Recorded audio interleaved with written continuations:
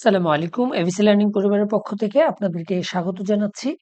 আজকে আমরা IELTS writing task 2 এর প্যারাগ্রাফ লেখার 5টি গুরুত্বপূর্ণ ভোকাবুলারি নিয়ে আলোচনা করব।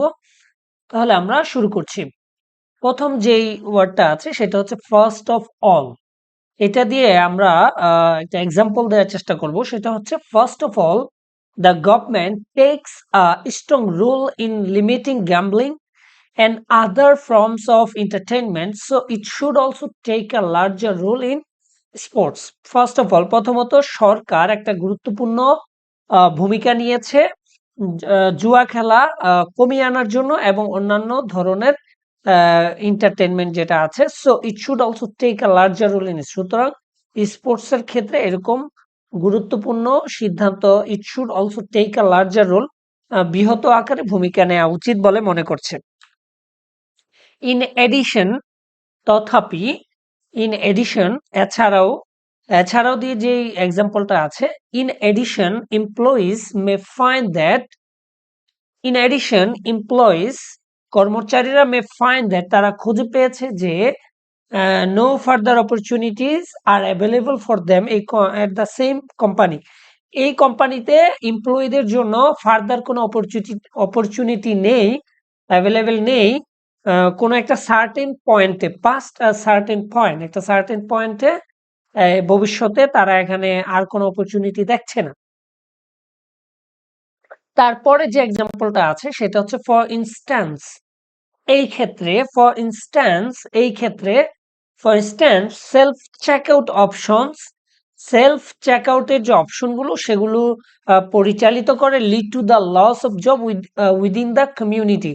অর্থাৎ কমিউনিটির মধ্যে সেলফ চেকআউটের যে অপশনটা আছে এটা চাকরি হারানোর ক্ষেত্রে কি করে পরিচালনা করে, ভূমিকা পালন করে। তারপরের যে এক্সাম্পলটা আমাদের আছে সেটা হচ্ছে কনভার্সলি মানে বিপরীতভাবে the energy involve in producing electric cars may outweigh the overall energy savings. বলতেছে বিপরীতভাবে the energy involve in producing electric cars, অর্থাৎ বৈদ্যুতিক কার উৎপাদনের ক্ষেত্রে যে এনার্জিটা the energy involve in producing, অর্থাৎ বৈদ্যুতিক গাড়ি উৎপাদনে যে এনার্জিটা জড়িত সেটা কি করতে পারে, মে আউটওয়ে ছাড়িয়ে যেতে পারে the overall energy saving. Overall যে এনার্জি মানে শক্তি যে আমরা জমা করব সেটা কি ছাড়িয়ে যেতে পারে।